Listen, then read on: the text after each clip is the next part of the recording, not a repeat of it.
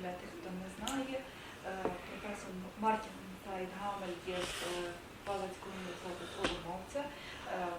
Він є фахівцем з філософської етики і також останніми роками займався дослідженнями глибшими архівів, які в Баварській державній бібліотеці, які зберігаються там також рукописи Dietricha von Hildebranda.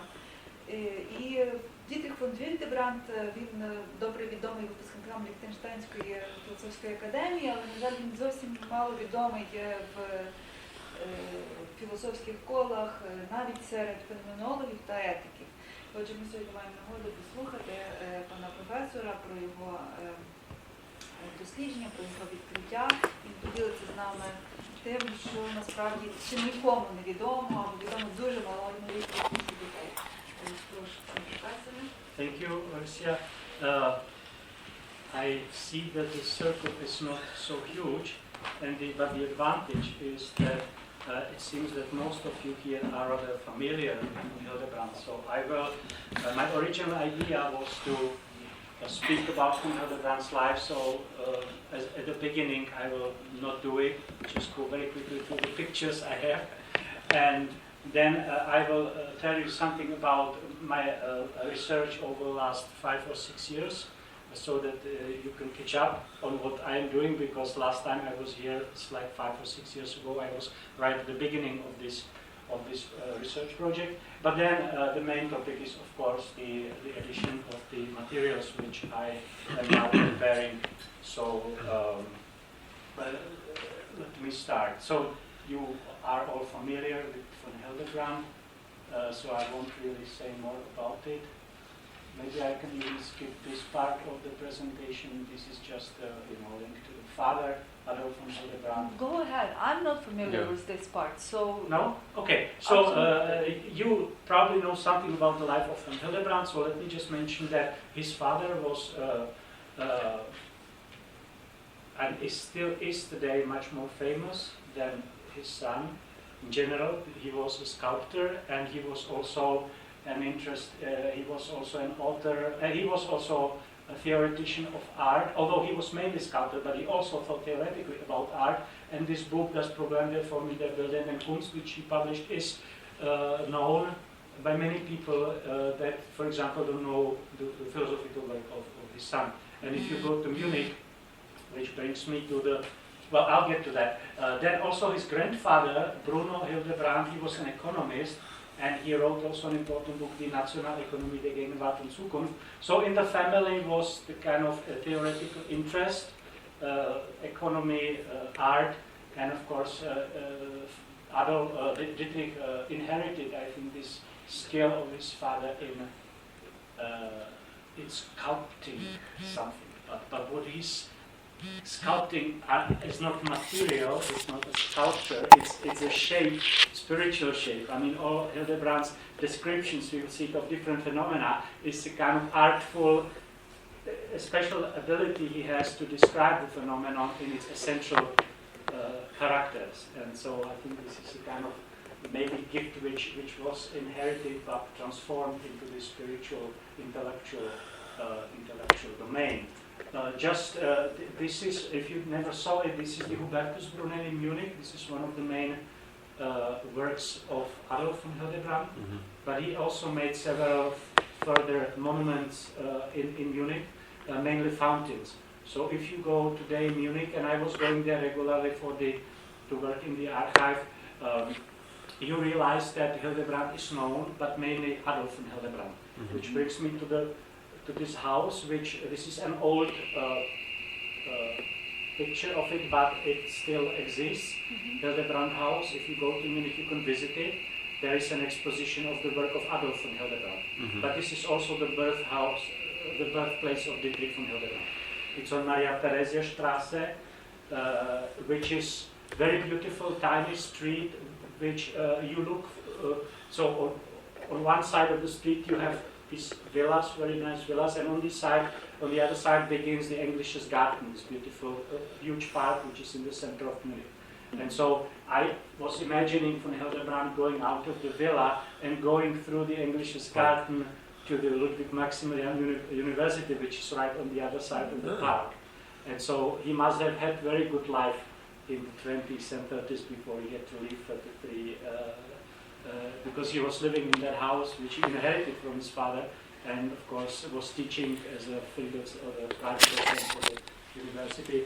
It's a similar walk that I made this morning through Strisky Park from the campus to the city, more or less the same. And who lives here?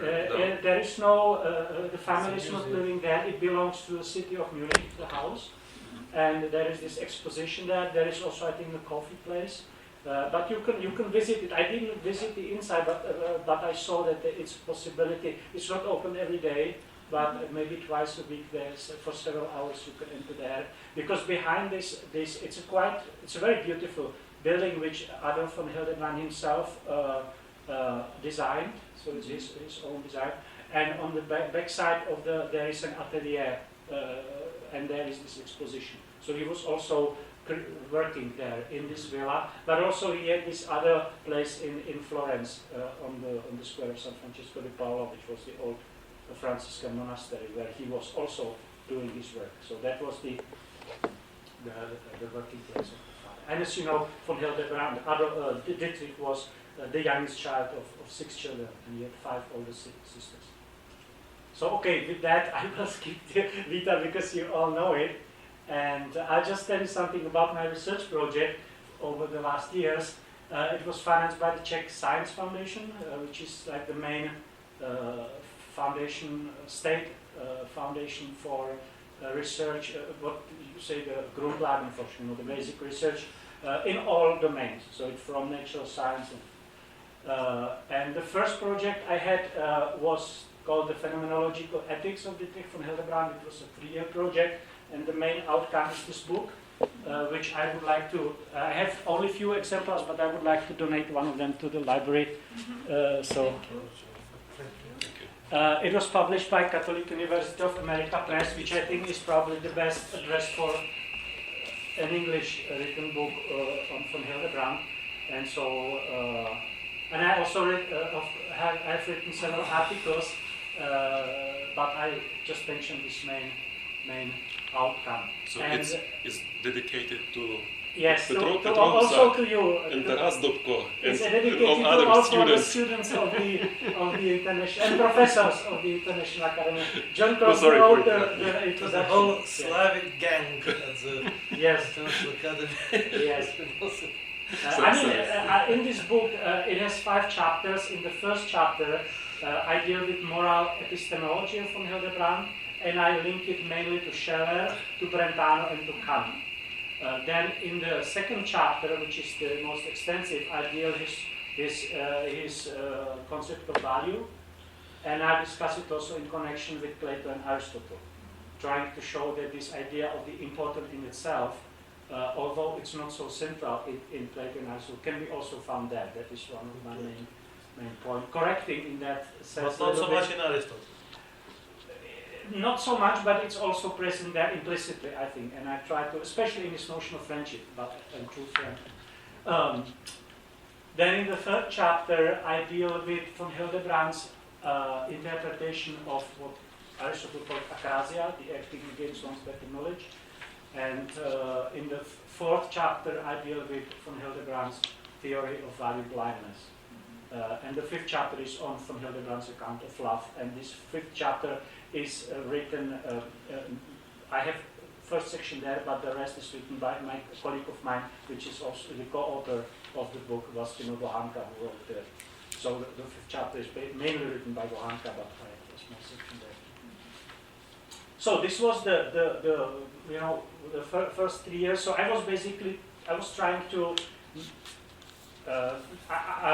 the book is not really, I don't attempt in the book to cover all the things in von Hildebrand's ethics. but I try to find out some central of them and to engage with them in the spirit of philosophy. Really also going to the things in themselves, not just discussing Hildebrand's historical immanentist way.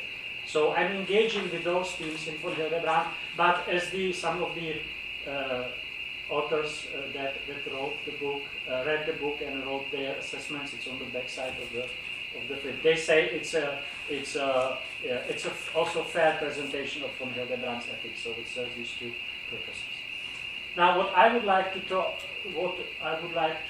is the book, and what I would like to talk about today is a project I'm now in because the other one finished already in 2017. This project is called Value and Teleology, toward a more fruitful intellectual encounter between material value ethics and traditional ethics. Basically, the main question is whether von Hildebrand's material value ethics approach, which centers on the important in itself and the good understood in that sense, whether that can be somehow connected or combined with the traditional teleological approach to the foundation of normativity. And the background is basically the question of normativity. The ethical normativity, if it can be founded, and we have these two traditions, whether there could be some kind of more fruit, and I claim a more fruitful discussion is maybe possible, but for historical reasons it didn't occur because Hildebrand was, I think, overly critical to the traditional approach, because he interpreted the teleology, Aristotelian teleology, as in the sense of almost Grecian, some kind of entelecheia. So he interprets it as immanentistically. He thinks that teleology means that I have within myself these tendencies which push me, so to say, towards something. Whereas in Aristotle, I think it's not completely like that. So I think for historical reasons, Hildebrand never came to the idea to turn in a positive spirit to the tradition, the more positive spirit, and maybe try to incorporate certain elements of this tradition. And so that was the working hypothesis that this can be done. After 2 years and something now in this project, I am becoming more skeptical that this can be done, but I still have to think about it more. And the next project which I am now going to propose for the next 3 years is going to pursue that path, but I think I will now try to show that really the notion of the good in the sense of the important itself, that is the Hildebrandian Schelerian notion of value, has to be really the foundational one. And only then also this teleological approach can be interpreted in a way that allows a robust form of moral normativity. Why I came to this conclusion? Because I worked last 2 years very closely on MacIntyre and MacIntyre's way to ground ethical normativity through his account of teleology, and I will talk about it on Thursday. But and I have some work on that just published now in Czech, and I'm preparing something in English, but it's not yet published, where I have a lot of critical remarks in respect to the kind of normativity that is sustainable on the basis of MacIntyre's approach. And MacIntyre has some development from neo-Aristotelian to his Thomist approach, but I think even his late Thomist period, he interprets teleology in such a way that no really universal, unconditional moral norms are, positive moral norms are possible. So, but this is just a kind of improvised talk where I want to show you the direction which I am taking now. Okay, what I'm going to talk about today is part, the major part of this second project, which is an editorial endeavor, and namely, I try to publish an edition of materials which I found in the Bavarian State Library in Munich. There is a department of alte Schriften, of old scriptures, and there there are several Nachlasses. Some of them are also realist phenomenologists, and among them there is this Nachlass of von Hildebrand. As I told you already before the class, after Hildebrand's death, Alice von Hildebrand was asked when von Hildebrand was dying, he asked Alice von Hildebrand to send his request to the Bavarian State Library, so she did, and it arrived there, and the professor there who was in charge of sorting the materials was Avelama, who was a professor there in Munich, and he's more a historian of philosophy, but he was specialized especially on Munich phenomenology. And so he did that basic sorting of the materials. And if you go there today, you see there is a list of all the items, and it's already done by him. So there was some work done on these materials, which are partly not very orderly, but there is some kind of basic work done by the Alman. But my sense, when I opened the boxes, that since him, no one really worked on that. I know that there is a copy of the Nachlass in Liechtenstein, so apparently there were people that worked in the library, they were making these copies for Liechtenstein, but no one was really ordering it after Avelman. It was just making the copies for, and still these copies are now in just closed in a closet in Bender, and no one is in Malmö now. No one is working on it. Yeah. So I was interested in this Nachlass because I was preparing this monograph on Hildebrand's ethics, and I thought it might be good to see some unpublished materials. But then I saw that there are many substantial texts which were not published, and then more groups of them. And one of them had this headline, "The Roots of Moral Evil." And most of them are English written texts by Hildebrand's handwritings, and some of them were then they were typed on the schreibmaschine, on the typewriter. On the typewriter, certainly not by Hildebrand himself. It's clear if you compare, because I was first working on the manuscripts, and then I was looking at the typescripts. The level of English in the typescripts is much better. So it must have been a native speaker who already converted the German English of von Hildebrand partly to the more English. But still, because for example, Hildebrand was using the comma systems in English as you do it in German. Like if you have a Nedensatz, you write a comma, but in English you don't do it. And so, and many other things. So if you look at the manuscripts, you see really Hildebrand's English, which is not bad English, and he's using many fine words which many maybe native speakers don't know. But the structure of the sentences and the way of presenting thoughts is a German mind, so to say, behind them. And so some work in making it more English was done in those typescripts. And so in my edition, wherever I have a manuscript and I have a typescript, I always use the typescript. But I was always comparing with the manuscript. So there is, I saw that the typescripts are really retyping what was already in the manuscript. There is nothing which you find in typescripts you don't find in manuscripts. But the problem is I lost a lot of time because I was working on first on the manuscripts, because the manuscripts, there is one basic manuscript on concupiscence which is wonderfully orderly. You find all the pages and the typescripts were confused, the pages, etc. And so after a while in the beginning, I lost my patience with typescripts, and I said I'll go for the manuscript. But only when I read several times the manuscript and I knew the content, I was able to restructure the typescript, where often the numbers of the pages are wrong, etc.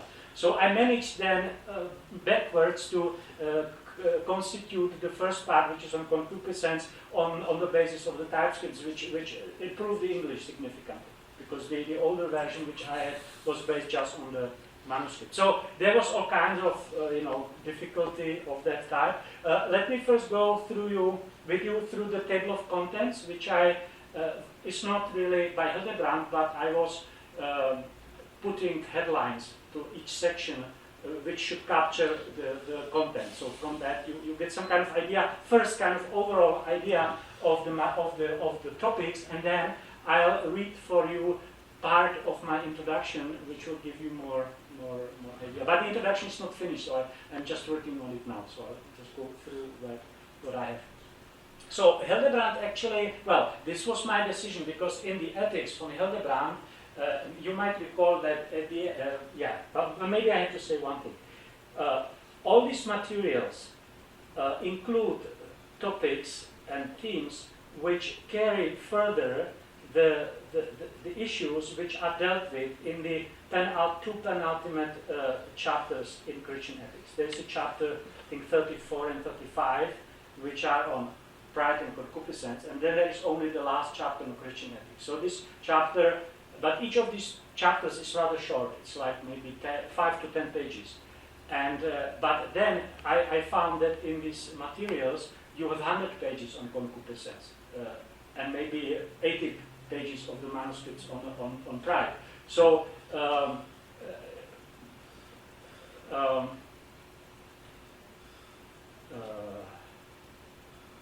what did I want to say? Yeah, so there is this connection to ethics. But in ethics, Hildebrand introduces the theme of pride and concupiscence by the chapter where he talks about the centers of evil in the human person. And this basically, he says that is three centers. The center of pride, the center of concupiscence, and then there is the center of the moral goodness. Whereas I found that in the manuscript that I first started to work on, he introduces the theme of pride and concupiscence by another theme, and this is a theme, immorality of actions. So he first asks the question, what are the sources of immorality in human actions? And by analyzing that, he gets then to this question of pride and concupiscence. And since this approach is not in the ethics, I thought for the edition it would be good that I take that manuscript. So in the edition, the introductory part is really dealing with this question of immorality in actions, and then it moves to pride and concupiscence.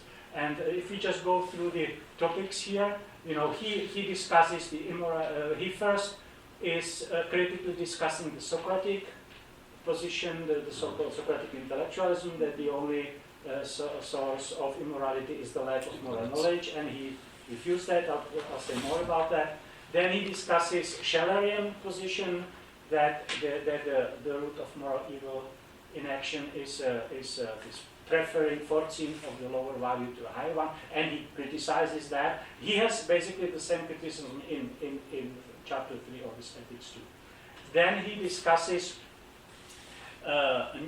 something which cannot be attributed to a particular thinker, namely the idea that the cause of moral evil in action is the inference of passions with practical reason. I mean, generically this can be attributed to Aristotle and to his notion. You mean interference? Interference of passions. Like some people would say, interference. Yeah, this is a mistake. Interference of passions with practical reason.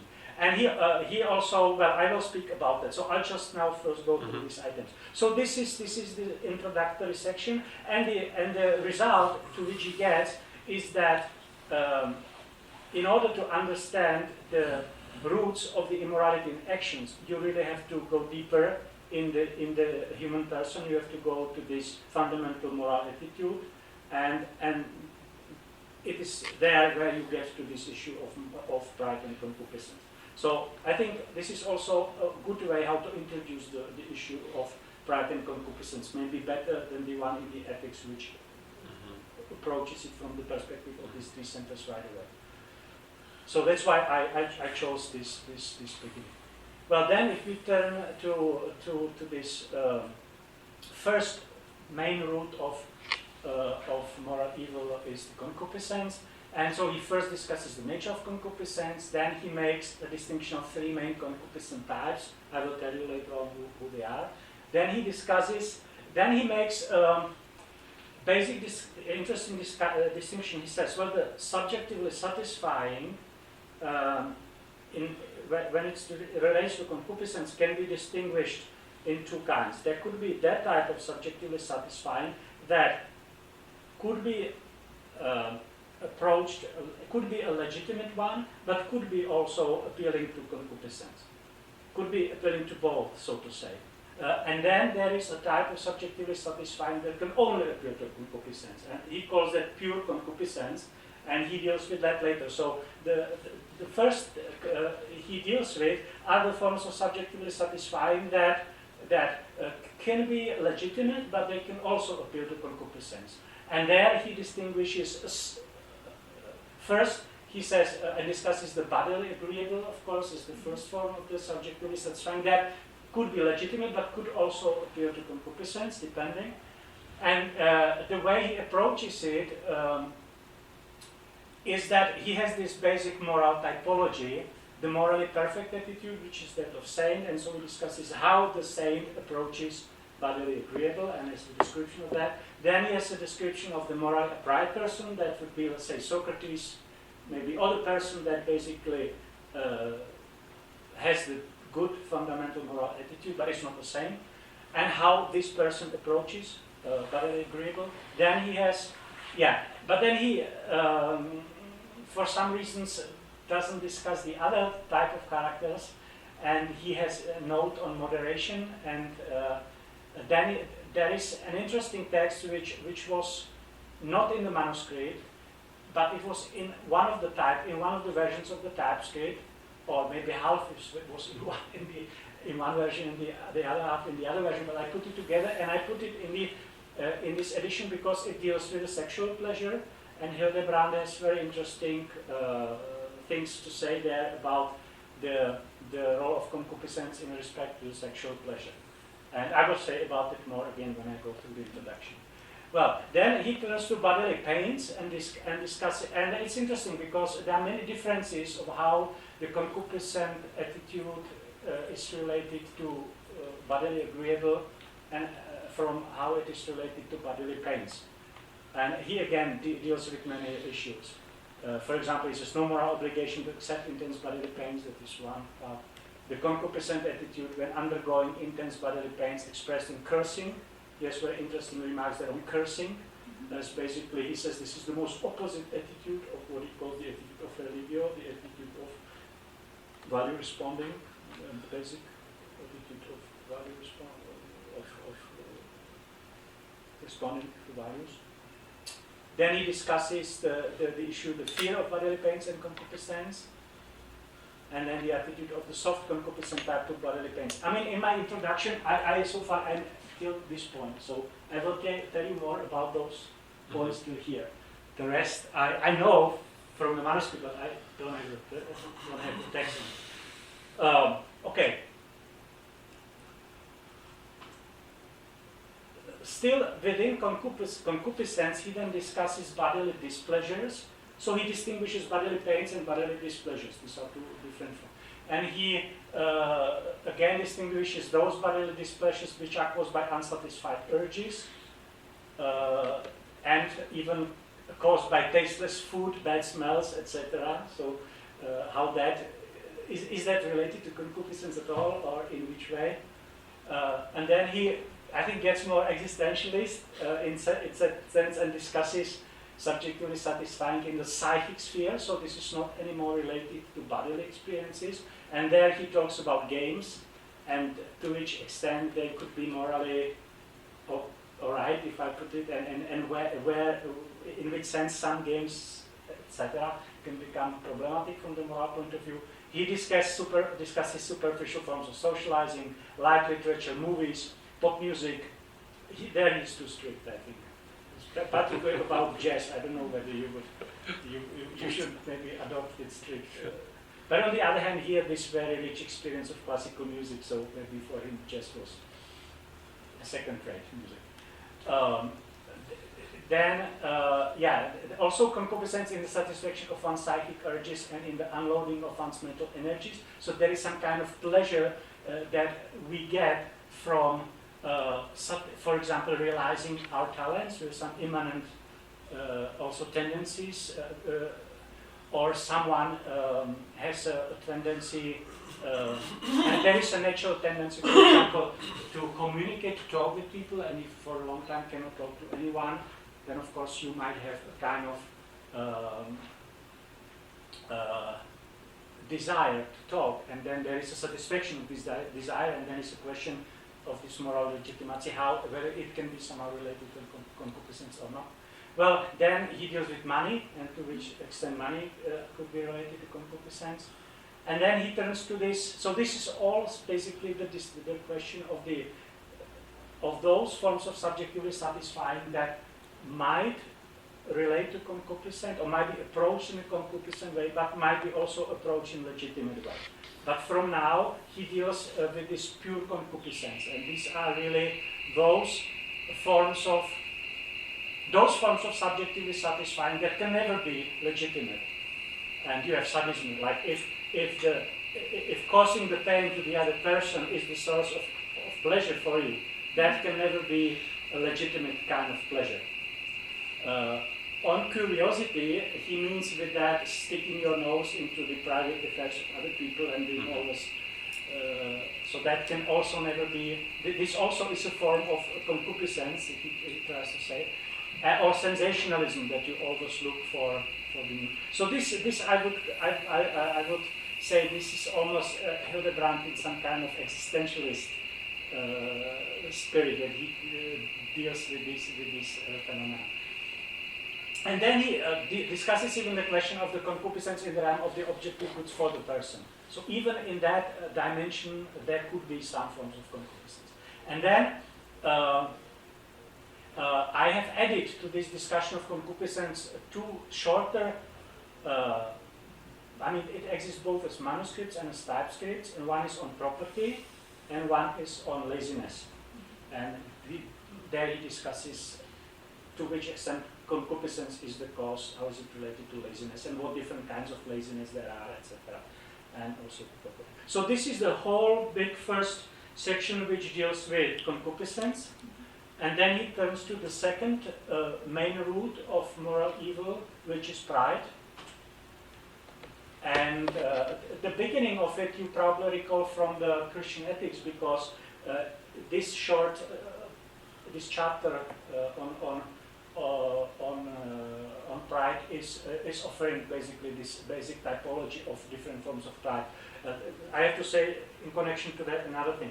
There are two short sections, one relating with concupiscence and one relating to pride, which I took over from the ethics, because there I saw that the manuscript and also the typescript, they are identical from the content point of view with the text in the ethics. So it's quite obvious that Hildebrand had those manuscripts at the time, and small parts of them he incorporated into the ethics. And so where this is the case, I precisely identified, I used the text of the ethics, because that is already a published text. So this section on satanic pride, pride of self-glorification, vanity, pride of exterior lordship, and haughtiness, these all are distinguished in this chapter in ethics. But then he goes on in the manuscript, and he discusses of many other issues. I don't know whether I have to go through that. Just for example, conceit also, or the Pharisaic attitude. Mm-hmm. He's very strict with the Pharisees, because for him this is the worst form of pride, and he tries to explain why this is the case. Well, then he discusses the pride referring to non-values, because one of the forms of the pride, especially pride of self-glorification, is that there is some genuine value, which, for example, you are smart, and you are proud of it. I mean, you can be proud of it in a morally legitimate way, but you could also be proud about it in a morally wrong way. So that would be a kind of pride which would be the pride of self-glorification. But still, intelligence is a genuine value. But then you have, sometimes people could be proud about something which in itself is not a value, it's a disvalue. For example, Don Giovanni is proud how many women he seduced, and he has this book, his vanity is based on that. So you could have also pride referring to non-values, and he's discussing that there. Or you can have the pride referring to the absence of one's personal values, which is a kind of pride which, if I recall correctly, serves to hide basically some kind of deficiency which you have. Then he discusses the pride referring to exterior goods, which, for example, property, etc. The pride referring to wealth and money. The reaction of pride to being loved, for example, is one of the themes. All these, all these, so to say, points you see are titles of short sections. So for each of them there is a short material there. And then he says there are evil fruits of pride, and the most important of them is hatred. And so he attaches an analysis of hatred to this analysis of pride, and it's quite also interesting. That is only the concupiscence. Most of the material on concupiscence I was able to find in the TypeScript. When it comes to pride, only the beginning part, which you find in the Ethics, is, so to say,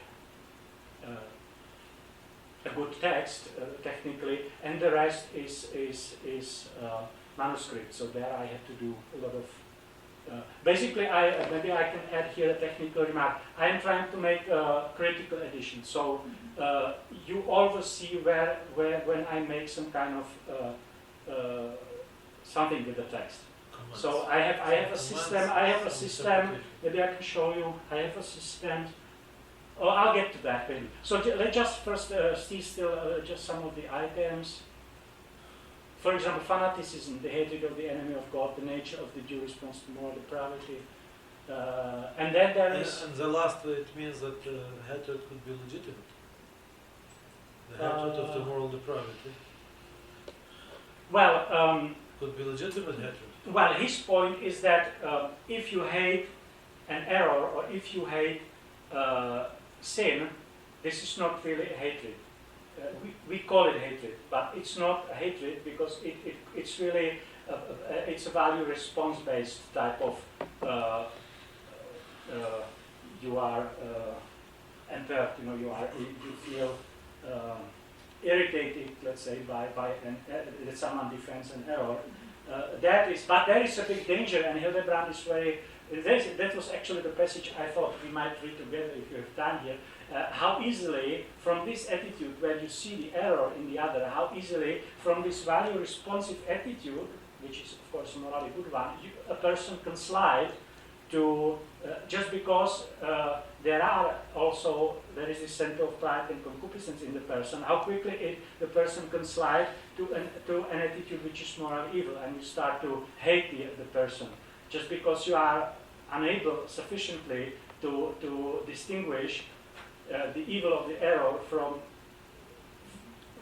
because it's difficult psychologically. If you see, and it's even more difficult psychologically, says Hildebrand, when someone is an enemy of God, to love him and to hate what he incorporates, so to say. Because it's not just an error he's defending, but it's his fundamental attitude is evil. So how can you love a person? But he says, if you are a Christian, only for Christians he speaks, you must love it. If you don't love this person, you really betray Christ. So it's a very strong point here. But he says this is on the level of natural morality, this is impossible. On the level of natural morality, you inevitably identify the person either with the errors or with his attitude, and you hate him, so to say. So here's some interesting points on that. And then one thing I forgot to put there is this is a short TypeScript which I also added there, which is also very interesting theme. It's called the absorption by the immanent logic of an activity, and this could be a source of moral evil.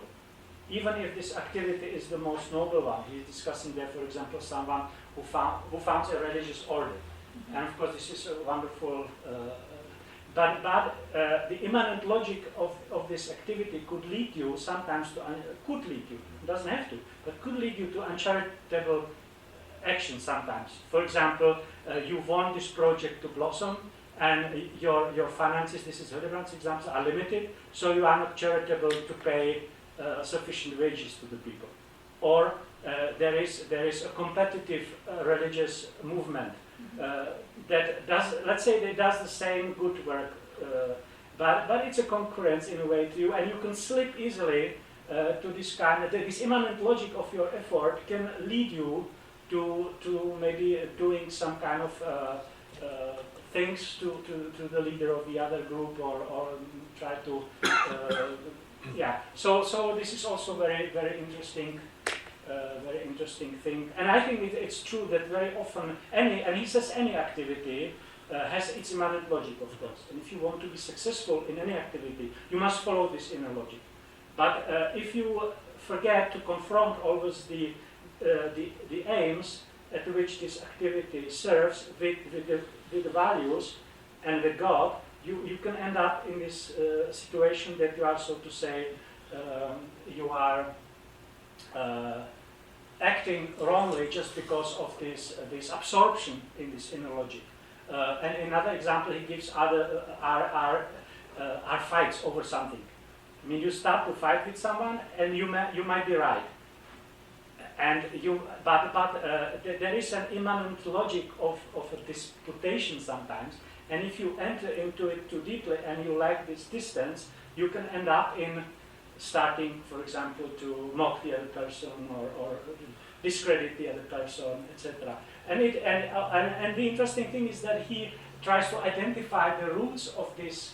Well, his basic position is that in this case the main cause is this immanent logic, but the fact that you fall prey of this immanent logic is ultimately pride or concupiscence. So again, it's the pride or concupiscence which makes you, so to say, to fall prey to this inner logic.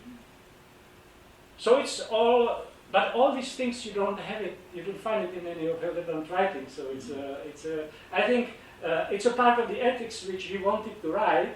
And there is one remark in the, I can go now perhaps to the introduction because there I have it.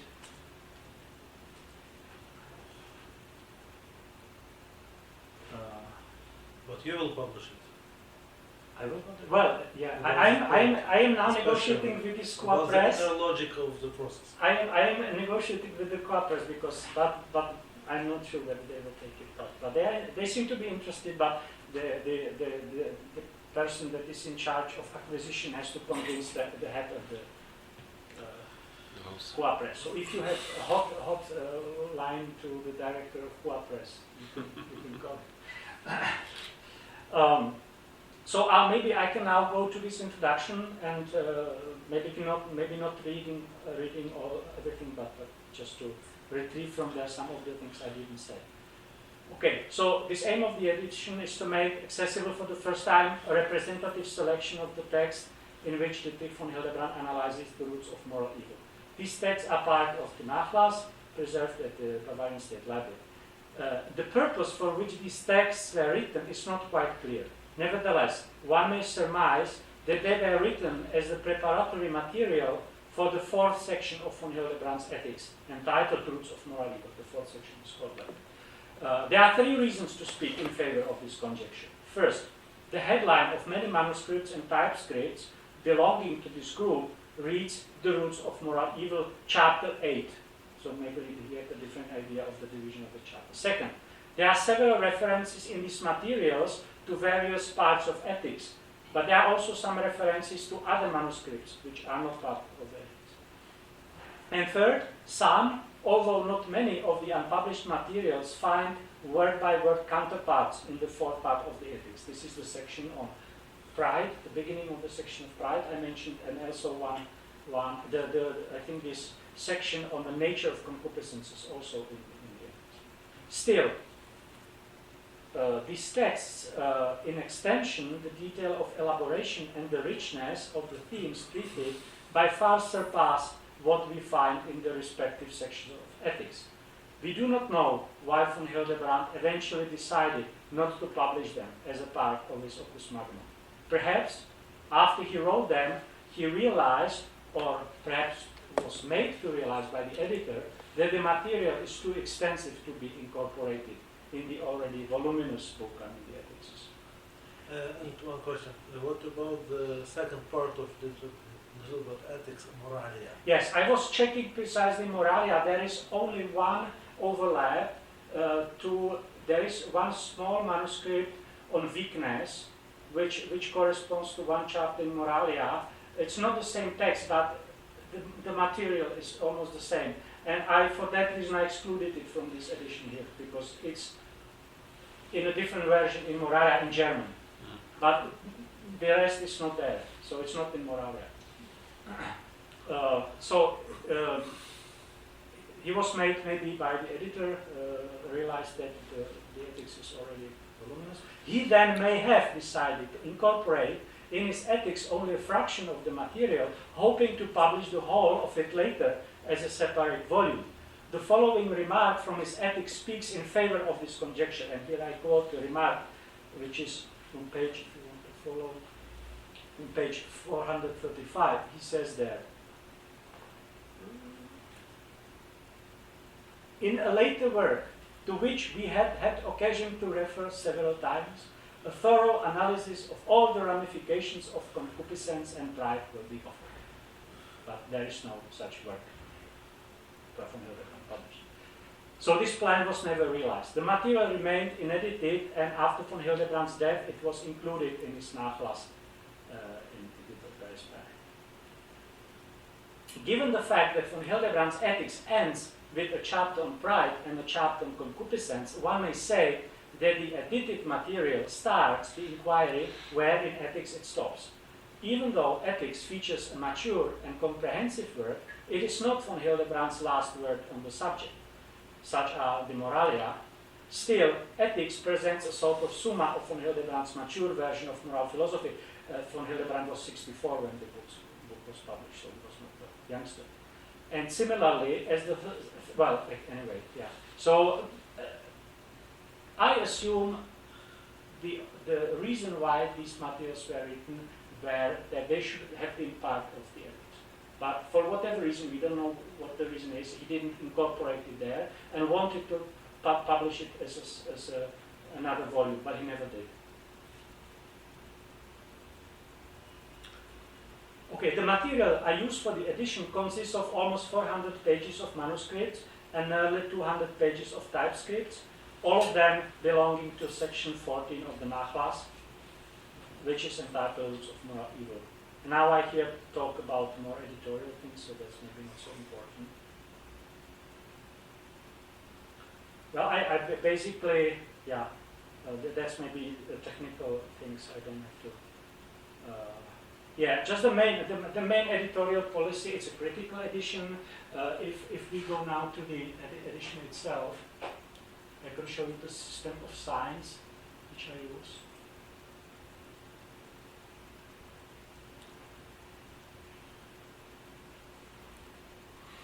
So, anytime there is I propose an alternative, you have that signs, you have eligible word sign, then you have, if I delete a word, I don't actually, the brackets are von Hildebrand's, I don't use them, I use parentheses, and the parentheses always indicate an alternation or addition. So most of the signs I use, or the sign mostly used in the edition is the parentheses, because sometimes I just have to, the formulation is too awkward, or it's obviously incorrect, you have to, but I tend to be very conservative, so I do only what is absolutely necessary to make the text understandable. And what I also, well, there are notes in margin of von Hildebrand himself, most of them are in German, and I incorporated them in the edition. But my notes are in the parentheses, so you can always distinguish what is the note of von Hildebrand and which note is. Of course, he wrote his German notes not under the margin, not under at the bottom of the page, but he wrote them on the side. But I put them under the margin. So I have a system of signs to what I do without making the reader aware is the punctuation, because there are too many mistakes in the commas, because he just is using a different system. So I will of course have a native English speaker to go over the commas. So the commas will be done, so to say, without tracking the changes. It will be difficult. And there also there are a lot of words which he uses in the wrong way, and so I have a list at the end of the introduction. I have a list of the words which repeatedly are used in a wrong way, and so I correct them without tracing that in the text, but the reader will know that. And I also, of course, do a lot of notes which explain different things in the text, because sometimes Hildebrand uses certain phrases, or he paraphrases certain, maybe Augustine, and other things, other authors, but he doesn't say where it comes from, and so I was trying to do this kind of, I mean, here you see the text of our close. And I, of course, trace always, which of the manuscripts or types it is being now used. So you see it's pretty clean. I mean, sometimes you see the brackets, because I have to. Like, for example, he speaks about Plato, and he says in the Republic, but it's in the memoir. Or he says in the Comachemetics, but of course he doesn't say where, so take it from his memory. Or he's quoting the Bible, especially mainly New Testament, but you have to find precisely, and sometimes the paraphrases are. I mean, the content is always correct, but sometimes the words are. In general, I would say that it's very coherent work. It's not scattered ideas. It's a systematic analysis of this phenomenon. It's not in the perfect language, but on the other hand, the language is good enough to be I think published as a critical edition, where the reader knows that, so to say, it's not perfect from the linguistic point of view, but and it opens with this question, with statement of the problem, and it concludes at the end of the pride section. Of pride, he just goes back to the initial question and concludes the thing. So it's So I basically only added into this concept, which was his own, I added these other typescripts and manuscripts which are obviously from the content point of view related to it, and put them to those positions where they fit, so to say, from the systematical point of view. Like under the section on concupiscence, I added these two manuscripts. So maybe this tells me the departure of Taras tells me that 60 minutes are over, and maybe that's enough also from my part. And if you have questions to that, I'll be happy to. May I just ask a question, because I have to leave, but if you don't mind, because I have to go, I just will ask one question I'm interested in, and so that Martin. Please ask. Yeah. Yes. So I wonder if you find, really some deep-going insight, which couldn't be read of ethics, in this text, which really adds, to Hildebrand's understanding of ethics and of there are I see the question. Some special which really kind of struck you. Yes, well, I was struck by many things. Okay. So yes, a lot of insights there, but none of them puts into the question what is in the ethics. So it's really carrying further with the same terminology, with the same insight which you already gained in the ethics, but it's just an investigation of the topics which in the ethics are treated in a very short way, And he goes in all those ramifications, as he says in this note. And that brings, I think, a significant new knowledge of von Hildebrand's moral philosophy. And he says, and I'll try to show that in my introduction, I try to avert the reader to those points, and there are several of them which I think are particularly interesting. Because, you know, in his ethics, this typology of pride, of different types of pride, I think it was brilliant. It is So, there, yes. I wonder Yeah. if you know, what it means to go further, you know. But you know, the point is that there, you just have this typology, but you don't see how it works, so to say. But there you have, he shows them how these different types, how they behave still, so to say, in certain contexts. But still, he talks about types. It's not empirical. So, or also in the description of concupiscence, he distinguishes in ethics these three concupiscent types. He says there is this passionate type, and there is a lazy type, and a soft type. Yeah. And but then in these further discussions in the materials, he shows how these different types behave in different situations.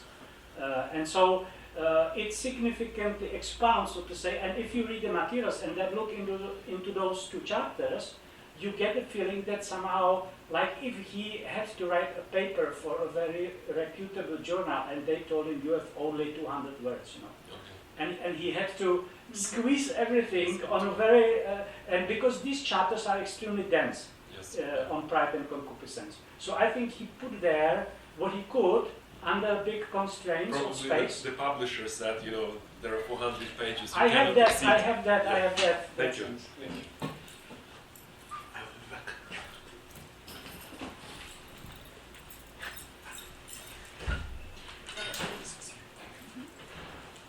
I wonder, you in this book you also wrote, which I really like, we almost do not talk about this, is this the influence of different thinkers, yes, that were connected with the philosophy, like Brentano, Scheller.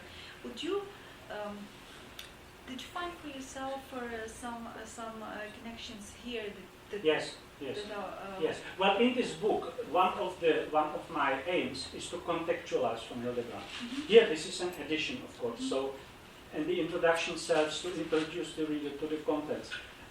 But also, the materials here are really continuation of his systematical investigation. Mm-hmm. He from time to time quotes a sentence from Augustine, but just in the context of his own research. So he's not really taking a position to someone, or doesn't discuss a theory of someone. Maybe the only exception is in the beginning, where he says Socrates has this intellectualist position and Scheller has the other one. I don't even know whether he mentioned Scheller at all, but it's Schellerian position. But so it's also because of the content. It's not necessary, because he's not really. I mean, if you want to contextualize these materials, you really always have to trace them back to the ethics, because they continue this work. Yeah. Okay. So I don't really in this introduction, I don't see it as a necessity to. Well, sometimes where it is necessary, I quote something from my book where I do this contextualization, because. It doesn't, it's not really necessary. And I don't see really how I could, what would there be, for example, in Scheller that I could relate to, you know, because it's really a very original piece of, original in Hildebrand's sense. He goes to the things in itself, and he just makes distinction and, you know, tries to explain the phenomenon, and he doesn't worry about the history of philosophy.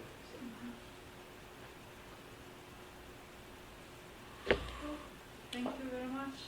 Yeah, so if you have any other question? No? I think Petro might help, but we'll have to wait. Is he going to come back? Yes. Yeah. So maybe I wait before I I just wonder, in few words, you can summarize about his thought about evil, because it's interesting if you can summarize his thought. On what? On the roots of moral evil? Yes. His main idea is that there are two ultimate roots of human evil. This is pride and concupiscence. And both are, as he says mighty trends in human person. And the task of human person is to silence those centers, he says. And he sees the saint as the person who is able to silence those centers. It cannot eradicate them completely, because as long as that would be, of course, heretical position also from the religious point of view, because as long as we are in statu quo, our fallen nature, he's not a theologian, so he's not, he presupposes that the reason why pride and concupiscence exist in us is the fallen nature of man, but he's not. As a philosopher, he talks, so to say, about pride and concupiscence. He doesn't talk about the doctrine of the teaching of the church, which etc. So he would say that if you ask me to summarize it in one sentence, the theme is the roots of moral evil. There are two ultimate roots of moral evil: pride and concupiscence, and the discussion of all these different phenomena serves ultimately to show that behind them the soul, it's either pride or concupiscence or both still present. So if you read those analyses, almost in the end he says, but ultimately the source of this and this is pride or concupiscence. So, but it's not a premature conceptualization. I think this material is a good example of what Hildebrand means when he talks in the prolegomena to his ethics, when he says that you should not do this premature conceptualization. He really goes through these individual forms of moral evil and tries to find out what is its cause, kind of analytic way. Of course, it always again confirms this basic claim that it's pride and concupiscence, but it's not deduced from any kind of basic scheme which he would have at the beginning. It's rather working hypothesis, which is always again confirmed in one way or another by the. May I ask? Yes. This is in the context of the Christian anthropology. Is this division between pride and concupiscence, is it related to the division of body and soul? No, it's not completely, because first, if you saw it on the table of contents, even the sphere of concupiscence is not related just to the body. It's related to bodily pleasures, bodily displeasure, but it's related to the psychic sphere first. And then it's related to this pure concupiscence, which is not really bodily based type of, the sadism is not, there's no bodily satisfaction you get, or the sensationalism is someone, his concupiscence is fulfilled by finding or the curiosity. This is not a bodily type of satisfaction. And so even on the level of concupiscence, he identifies many types of concupiscence which is not related to bodily experiences. So, and on the level of pride is even more evident, because the pride it's not really, I would say even the bodily aspect is almost secondary there. If you take all the forms of pride, only vanity. He says, for example, vanity. If someone is proud, how beautiful he is. So, okay, that's related to the body. But the source of even here, it's not a bodily experience. The satisfaction of your pride, which you draw from the fact that you are beautiful, for example, or strong physically, it's not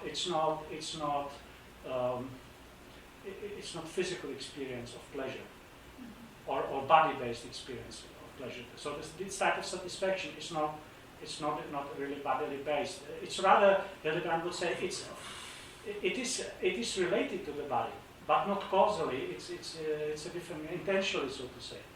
I would so if you ask me that question, I think he shows very well that the roots of moral evil are much vaster and much more complex. It can never be reduced just to the question of body, or let's say bodily pleasures. That is just one small aspect, which sometimes even in some of the homilies is put too much into the front, because for example pride is much more serious type of, the concupiscence in respect to the for example, sexual pleasure is bad enough, but pride is a worse type of perversion, and it's also worse in respect to your relation to God, etc. That's what he, so to say, tries to show.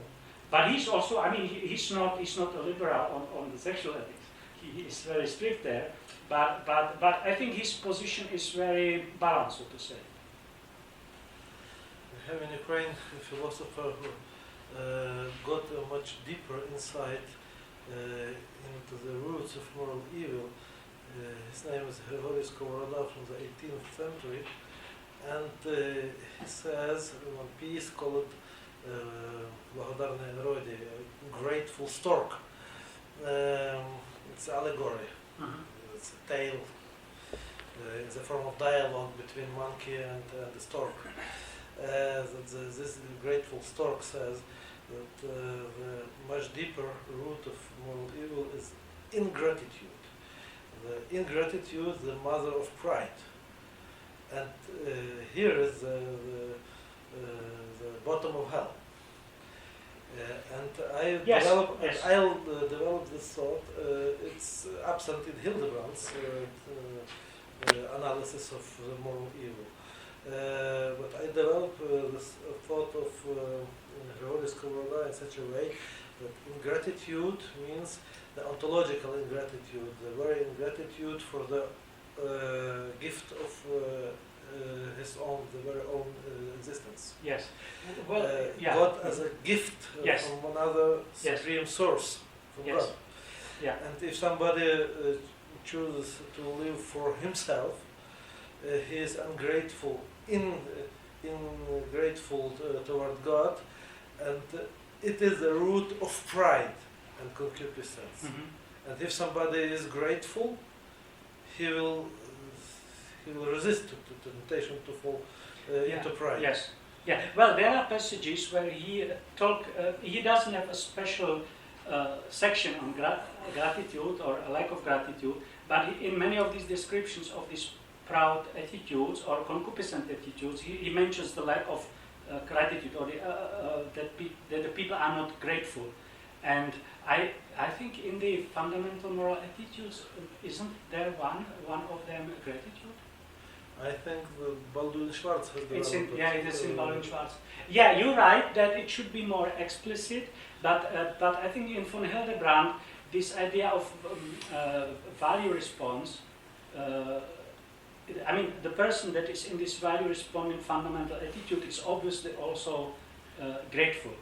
But you're right that maybe he could elaborate more this theme of gratitude and how it, on one hand, prevents the pride, and I think it also prevents the concupiscence, both. I think von Hildebrand saw, so to say, that the person that lives in this fundamental moral attitude of loving, humble, reverent center, he's of course grateful for.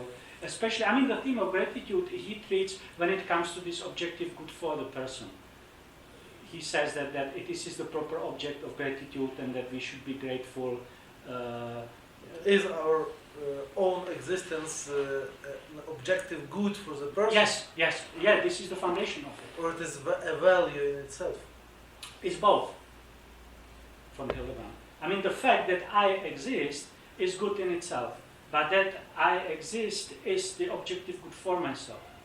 So, I'm grateful for my own existence, or I'm grateful for the existence of those to which I have a special relationship. So I can be grateful for the existence of my children, I can be grateful for the existence of my wife or my parents. So that I relate to it, to this value. So I relate here from the point of view of the objective good for me. Already when it comes to the other person, you can also be grateful for the existence of your child for his own sake, so to say. I'm grateful that he is for him, so to say, not just for me. But the supreme addressee of gratitude is, of course, God. Exactly, I'm grateful to giver God. Of lives for everybody. Yeah, I am grateful to God for my own existence, according to Hildebrand, but I can be also grateful to God for the existence of the other person for me, because this person is so important for me, for my objective well-being, so to say. But I can be also, he would say, grateful to God for the existence of the other person, for her own, because it's good for her, so to say. So he's developing also that more transcendent type of gratitude. Not just that I'm grateful for the other, but I'm grateful because of the other, because this is an objective good for him, so to say. Like if you have a child and the child gets some kind of promotion which allows the child to realize something which really is in its true interest, you can be, of course, you can be legitimately grateful for that. And you are not grateful because of yourself. You are grateful because of the child. Yes. Yeah. Damian Federica touches these topics in his philosophy of gift. Yeah. Life is gift, and there are two approaches, two ways to respond to their own existence. Either to receive it as a gift, or to grab it for himself. And in the second way, the person acts ungratefully. Yes. Towards the source of the life. Yes, no, I agree, and I think von Hildebrand also agree. But you're right that this is, I think, a line of thought which could very well be integrated in his thought, but he himself didn't develop it in that direction. So far as I know, maybe I didn't read all his articles, so maybe that's some of his articles.